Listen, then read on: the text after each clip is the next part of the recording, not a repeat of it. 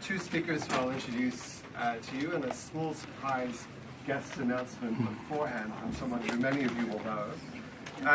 Thank you to OPC for partnering with us on this event. It's part of the Privacy Week festivities / program that's going on this week.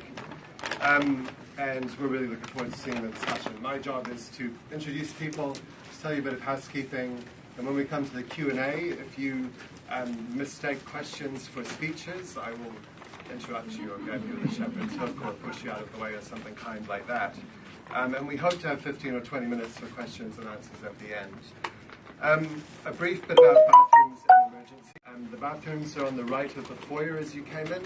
There is a little card hanging from a thing to let you through the door, so if you need to do that, please feel free to come and go.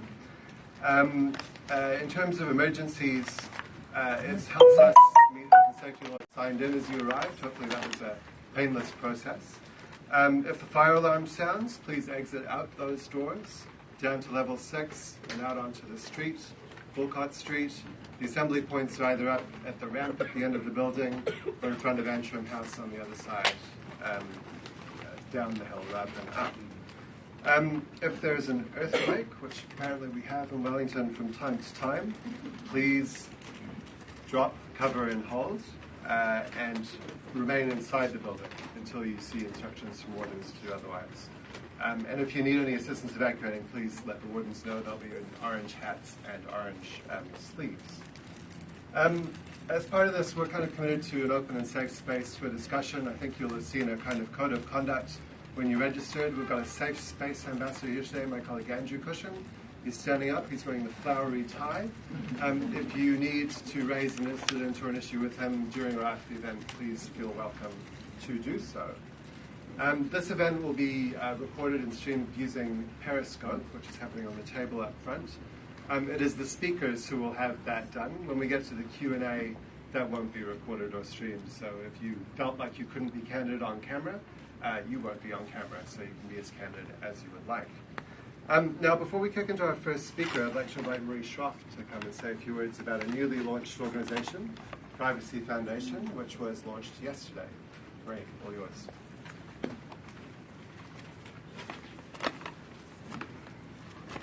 Kia ora koutou, and thank you to Jordan and Internet New Zealand for giving us a couple of minutes to launch our new foundation. You can't hear me? Is that better?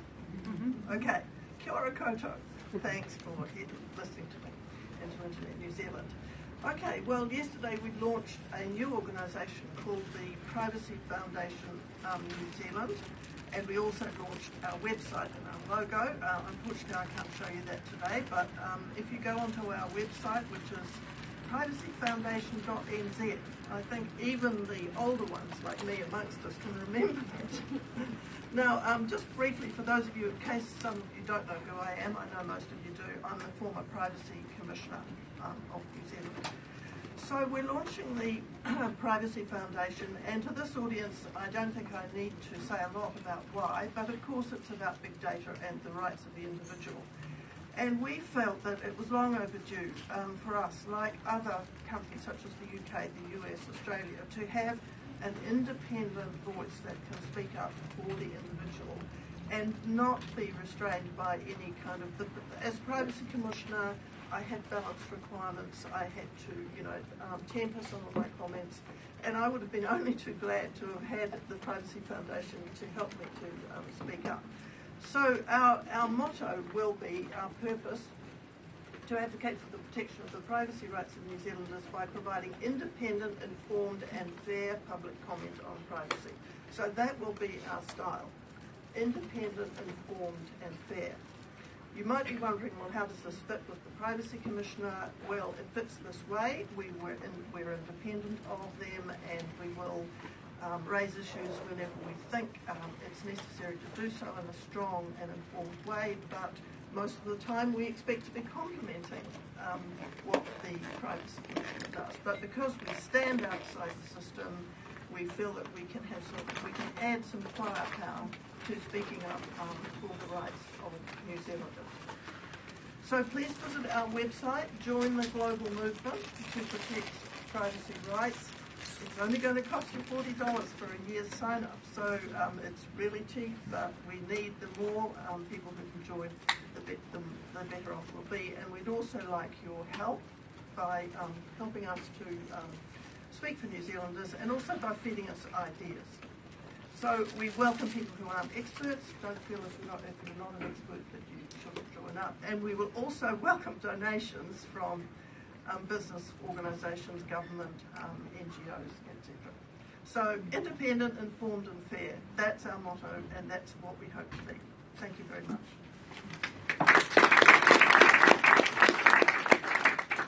Thank you, Marie. And for those who missed the website, privacyfoundation.nz is the place to go. It's my pleasure to welcome Angela Webster to talk with us first. As an educator, mother and keen learner, Angie is passionate about understanding what some of the key issues were for young people online and what the role of parents and schools might look like in supporting young people. She completed her research and Masters of Education in this area in 2016.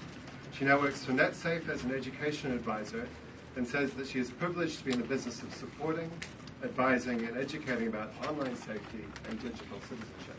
Angie, it's all yours. Thank you very much. All right, self-organised. Okay, well pretty much Jordan's spoken to my slides in a sense there. Kia ora, I'm Angela. The background story to who I am. I'm a mum. My husband and I managed to raise two gorgeous young women through a time 8-9 years ago when emerging technologies and social media would come online. We came through with a few scrapes which served to increase my interest and passion in this area. I'm an educator and have been in this role for over 25 years, teaching across all levels from early childhood, primary, intermediate and even touching into high school. Very much loving those roles. I'm a learner. I have a thirst for learning, but wasn't terribly enamoured with the many iterations needed in producing a thesis, and there lies one chapter with 1 million post-its all over it on my lounge floor. And lastly, I'm a cyclist. I like to get off the grid, get on a bike and cycle with my husband around some of the lovely trails around New Zealand. I'm currently in a role, as said, as an education advisor with NetSafe. I feel very privileged to be in this role since November, and being part of the supports and solutions for schools and parents in all things to do with online safety and young people. It's a changing landscape for school students, their whānau and family. As our young people are online, learning, socialising, playing, creating and consuming media, trying out versions of themselves as part of their development and identity. With this always comes potential for risks and the potential for harm.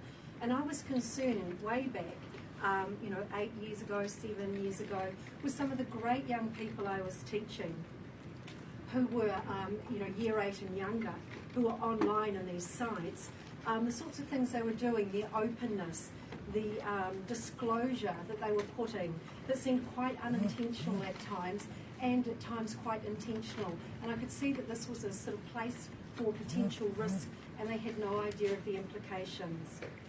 I saw relationships between privacy, identity, and online safety as something becoming on top, and I wanted to explore these more deeply.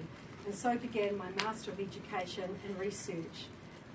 Also, across these years, surfacing in media were headlines that were bringing to our attention some of the incurred risks and ensuing harm to young people. So in my research that I undertook, I focused on preteens, and this is the lofty title of my thesis: Preteens, Concepts and Development of Privacy and the Relationships to Decisions and Actions Undertaken in Online Social Environments and with Digital Devices. The layman's terms of what I was interested in looking at was simply the concepts of privacy, the broad ideas that this group had. What was privacy? What did it mean to them? Was it important? How did they think they had developed ideas of privacy? And additionally, what did this look like then from their concepts and what they did in online spaces and on devices? Who was involved? There were 60 students in 3 schools. The students in these schools, one of them was an all-girls school, one of them was an all-boys school, and one of them was an intermediate. Pre-teen is defined as those aged 11 to 12 years of age.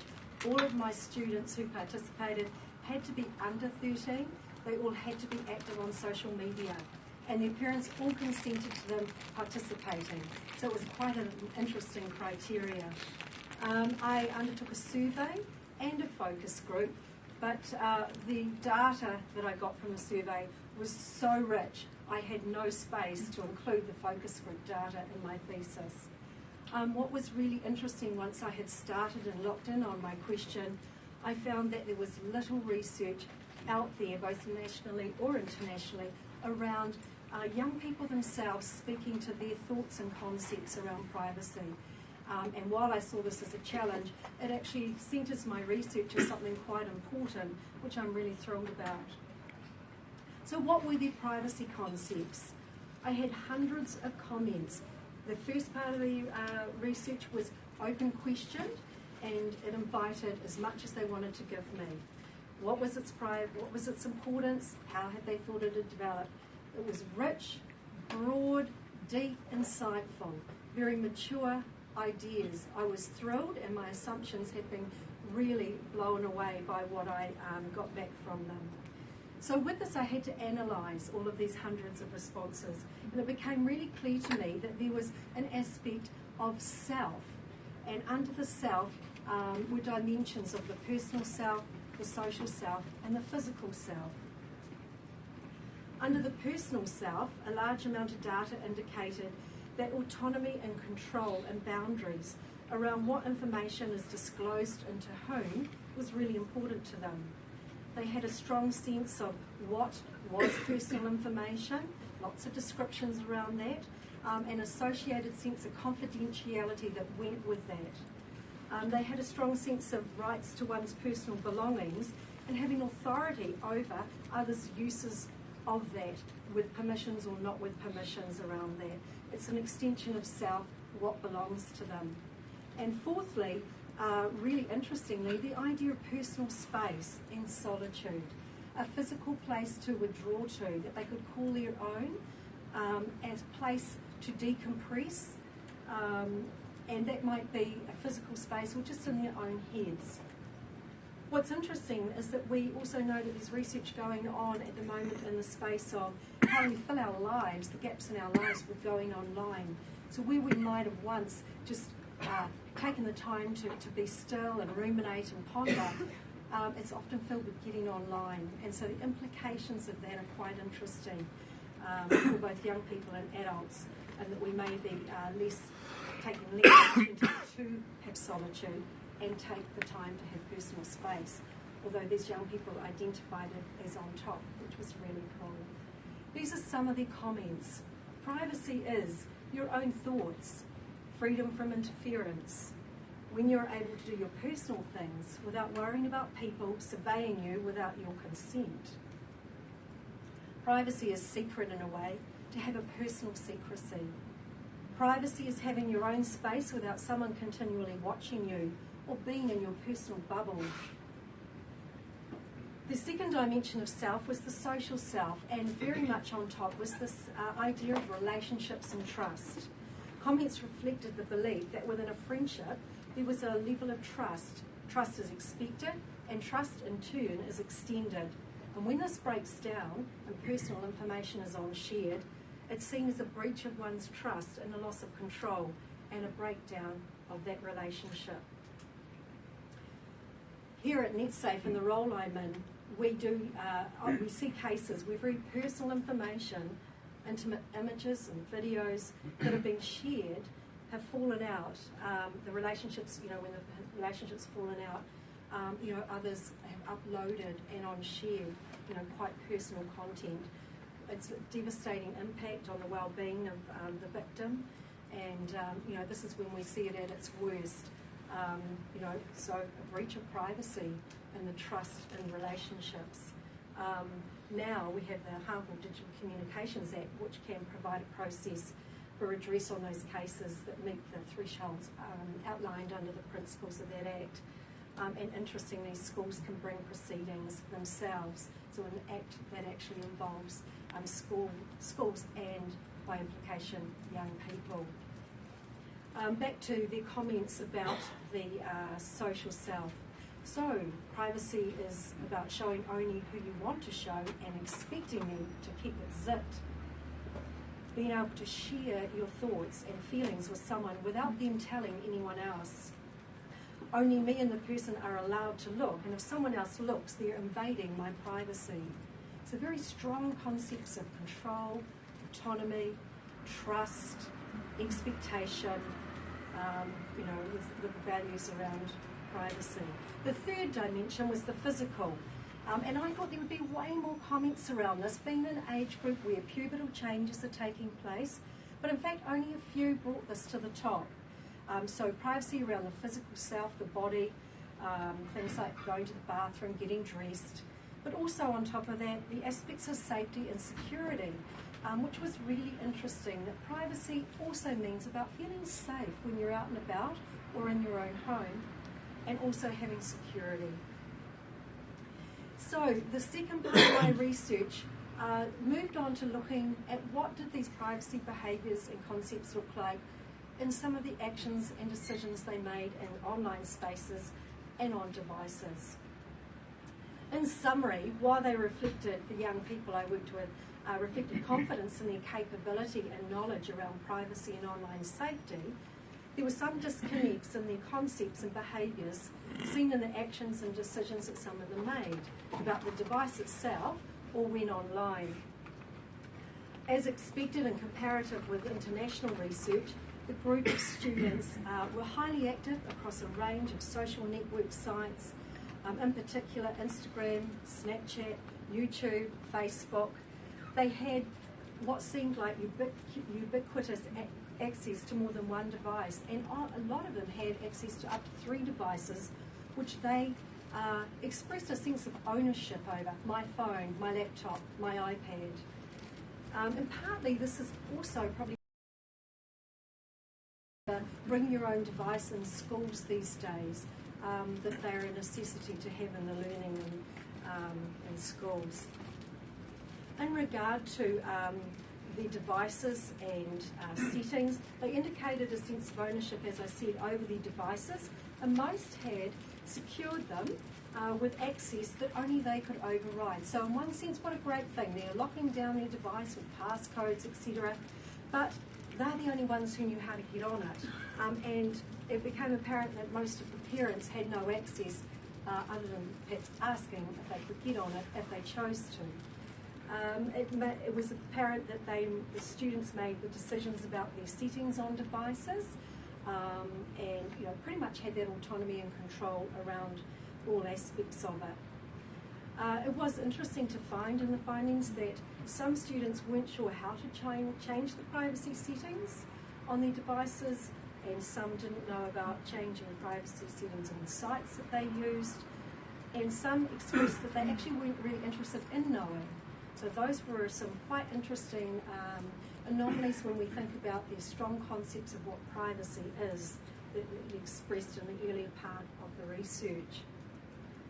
Concepts of a digital footprint was interesting. Many were unaware of how public or private aspects of their personal information was, and yet they had conveyed a strong knowledge of what personal information actually was, and their desire to control others' access to it in their earlier concepts. Not all understand the nature of the public domain and implications of information in this space. They had some conception of how content online can stay up indefinitely, but in my focus group, when I could go in a little bit deeper on that, those students believed that apps such as Snapchat were solutions to issues of content staying online, even though we know you can screenshot of Snapchat and apps like that, and it really isn't that private, and it really doesn't necessarily go away. So there was some showed some naivety around that. In relation to terms and conditions, almost all of them indicated that they do not read those. And that's not just children, a lot of adults don't read them as well. They're legalese, they're long. All the young people just want to get on with the business and get into the site or app that they want to use, so as soon as they can tick the I agree, they're in. Findings showed that many shared passwords. They also shared devices, and I found that really interesting, and that may indicate that that's about being in school when it's convenient, you've left your device at home, you need to jump onto someone's, and so there was quite a high degree of trust in others with this prolific sharing of passwords and devices. One story I'll just speak of, one spoke about that another student, yes, he shared his device, or that student shared their device with another student, because another student was running a really entrepreneurial business of charging about $25 for a device to be jailbreaked, which means to get into the operating system of it and to be able to customise settings. And this student had learned how to do that, and it was very cool, and it was quite appealing to a number of other students. What that entailed was the student who was performing this business would take the device home, and that student needed the passwords to get into it to do the work. And so that's a high level of trust to send off your device and every sort of access to it. But they didn't see any implications with that. They thought it was really cool to be able to have this customised platform. All right, not everybody's experiences have been positive. I looked into aspects of their social and privacy behaviours and their ability to manage themselves online. For example, when confronting content was brought to their attention, or when they saw conflict online amongst friends or peers, or when they experienced the advances of strangers online. The group reported they'd experienced online situations, but the degree of concern ranged from not concerned at all right through to highly concerned. Encouragingly, most felt they knew what to do and felt they had a degree of confidence to take care of that. However, there were anomalies in some in their knowledge of how to report, how to block, how to change settings, and those who actually didn't really care to know how to. So those were small numbers, but numbers that we need to be aware of. And a small number also shared that they themselves had participated in negative behaviours online. So who helped them? What the perceptions that these young people had about who had been influential to support them. Number one on top was family and whānau. Without a doubt, it was really encouraging. So while they seemed to be very much in control of their devices, and seemingly the parents were quite locked out of those devices as an example, these young people still really liked to know that their parents were in the background of things turned pear-shaped. That they could reach out and that their parents were there for them. Some small numbers had indicated that they had a parent on sites as a friend, that some felt it was fair that there were rules about the tech at home, and some felt that they could definitely go to their parents when things were not okay online. So I explored this a little bit further in some of the questions, and I wanted to know what kind of support did the parents bring to this. These were types of expectations that were more on top that the students shared, and they seemed to be shared more perhaps in verbal ways, and it was around their behaviour. So these were quotes. My parents say, behave or you'll lose your phone, be kind, don't talk with strangers. Only a few expressed that there were rules about not being on their device before bedtime, or where the device is charged up, or how much screen time. On the second to family and whānau, in terms of who helps, schools were identified. A large number saw the role of school as important in helping them learn aspects of privacy, online safety, and how to navigate challenges and risks. And then friends were third, and under that, several noted other agencies, for example, the police coming in and talking at school, a sports coach touching on some of these things, and a youth group, and helping them think about things like privacy and safety. After the survey and the research, some of the students fed back to me how much they liked being a participant in it. They loved all of the questions around being online and privacy, and they wished that there was more of this in school. And that also marries with research that's out there that young people love and wish they could do more of this in school settings. So should we be concerned? In the findings overall, I think we can be really encouraged that privacy matters to these young people. Their concepts appear broad and deep, and there's a positive confidence in their perceptions of their capability online. This is a really strong foundation. I was very encouraged with this age group. However, there were those whose unawareness or lack of technical skill or casual attitudes towards aspect of online privacy speak to the need for further supports and education. And also, we do continue to see in media cases where young people's behaviours have encroached on the privacy of others.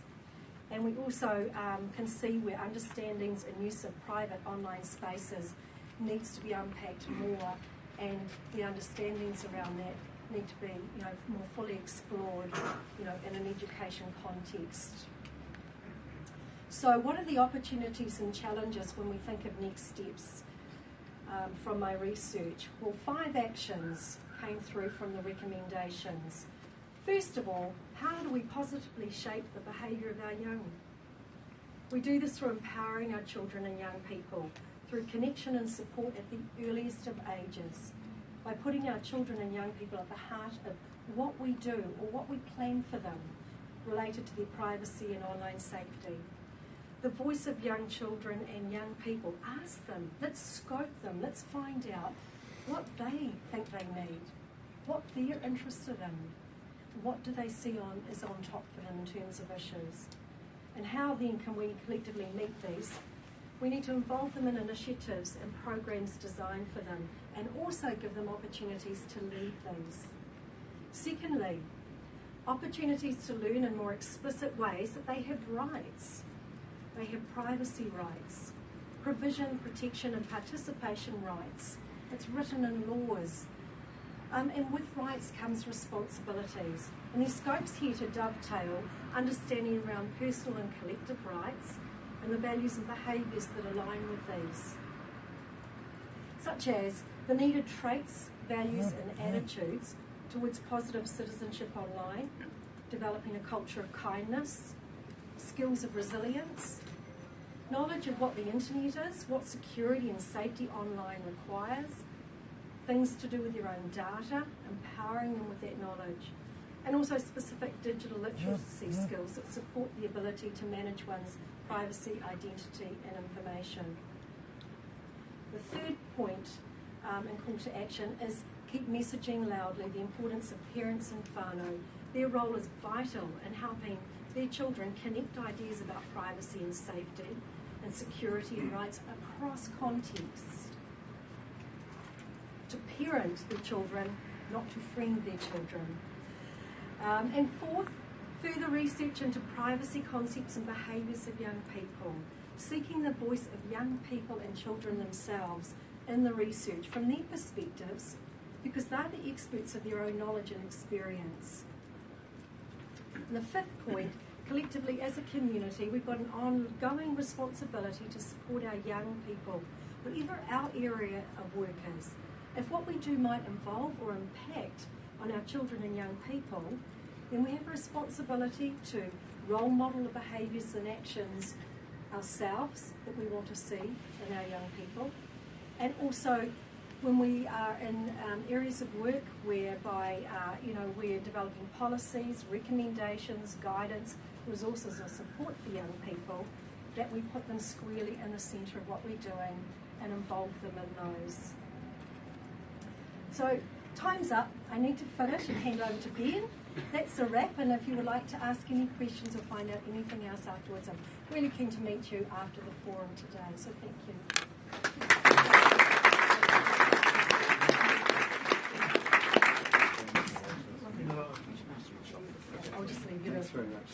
Thanks very much, Angela. We will have a very brief technical segue while I introduce Ben Crete. Ben is the issues manager here at Internet NZ. He leads our policy and issues team working on a bunch of topics. One of the pieces of work that he and his colleagues did last business year, that's actually got January. Confused. Yeah, January. It's not that long ago.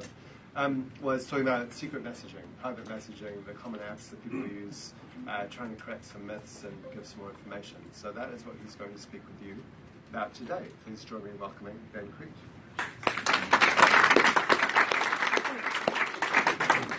Hi everybody, I'm Ben. Apologies if I sound slightly rambling. This is my first multiple person adult conversation in a month.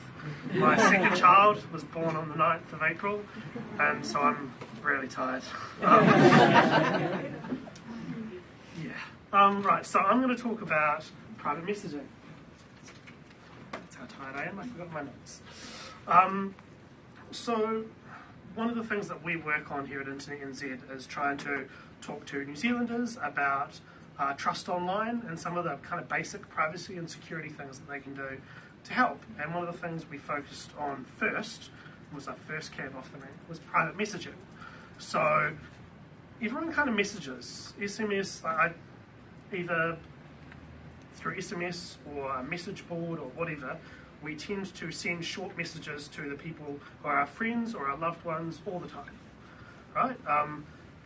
So we thought, as a nice introductory step into a good privacy and security tool, we'd focus on private messaging. So SMS, your standard text message, and a lot of messaging tools that are out there are not as private as people think they are, right? So because you're sending something to one person, it's very easy to assume that it's just going to that one person, but actually it gets handled by a whole bunch of organisations and people. So we focused on truly private messaging apps. Some of them use encryption technology. We looked at a number and we focused on a small number that use really good encryption technology, a boring thing called end-to-end encryption. Translation, it's really private. So what that means is it can only be read by the person who you're sending the message to. It can't be read by the company that you download the app from. It can't be read by your telephone provider. It can't be read by the person who you're sending it to their telephone provider. It's just the two of you, or the three of you, or four of you, if it can do group messaging, which most of them can. So we looked at this, and this is hard because everyone has their favourites, and everyone has things they love, but we looked and we came up with two that I solidly recommend and a third that I begrudgingly recommend because it's incredibly popular. So Signal and WhatsApp are really good, really easy to use, on by default private messaging apps. And all of these use the same technology underneath it. So the people who wrote and built Signal app use this thing that is unhelpfully called the Signal protocol. It's a really, really well-regarded open form of cryptography. They were hired by WhatsApp to put it in at WhatsApp, and then Facebook, because they own WhatsApp, bootstrapped that to put it into Facebook Messenger. Okay, so these all use the same tech. They are really highly regarded. Facebook Messenger, as you can see up there, it says secret conversations in Facebook Messenger, so you actually do have to turn something on with that. So Signal and WhatsApp are on by default. They're just encrypted. All WhatsApp knows is the basic kind of metadata content, so that you sent a message to someone. All Signal knows is that you have the app, it was started on a date, and the service has been running for X amount of hours. That's as much as they keep. So they really, really distance themselves. They're both really good. I don't know, can I just quickly check, who here has WhatsApp on their phone?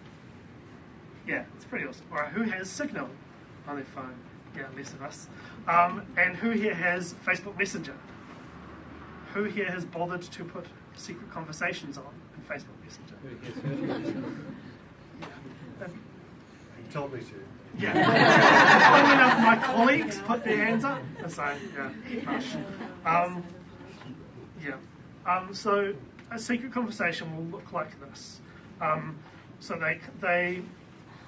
you do have to turn things on, and if we have time at the end, I'm really happy to guide us all through as we turn on secret conversations. The tricky thing is there's a setting to set on, and then you have to start a new conversation. So if I'm already in a Facebook Messenger with Jordan and I turn on secret conversations, it's not encrypted. I have to start a new conversation with Jordan for that to kick in. And that's why I say I begrudgingly recommend it, because I'm a public policy nerd. Opt-in, I don't really like. I like on by default. Yeah. Right, let's try. As a part of this, we did a bunch of research, and then we worked with Mohawk Media to make a really cool little comic, and also we made some little infographics and comic-y things which are on the tables. We have some copies on the tables out there in the foyer as well. So here's hoping this works. Okay, don't worry. I'll find it later. So these are what we built. So we have a kind of image representation of the 30-second comic that we built, and then we have a more kind of infographic-y one that actually steps you through how to turn on Facebook secret conversations. So for anyone who wants to do it right now, the answer is you open, obviously, the Facebook Messenger app. You want to start a new conversation with someone, and then you have to go into the settings of that conversation and select secret conversation.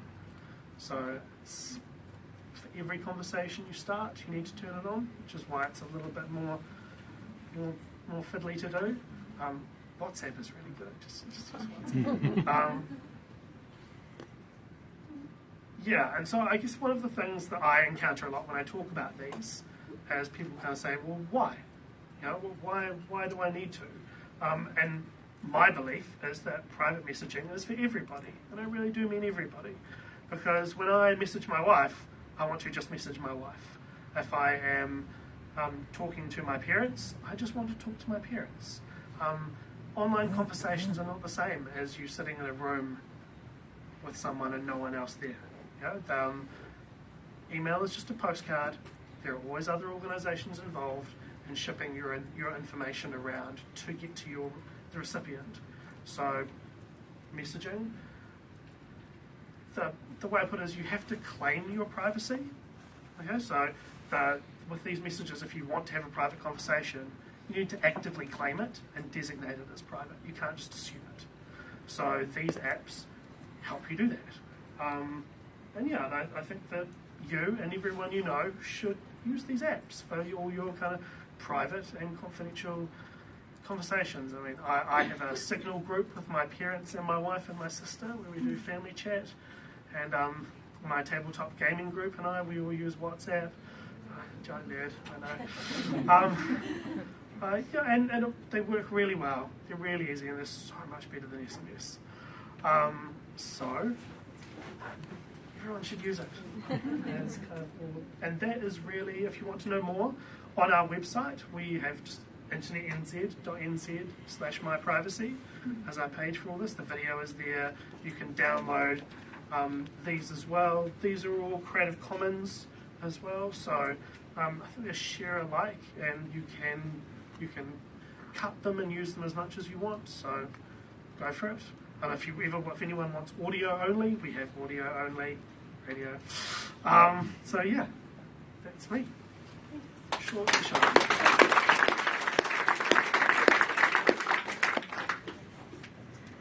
Thank you very much, Ben and Angela, for two very interesting chats. We've got about 15-20 minutes for questions. So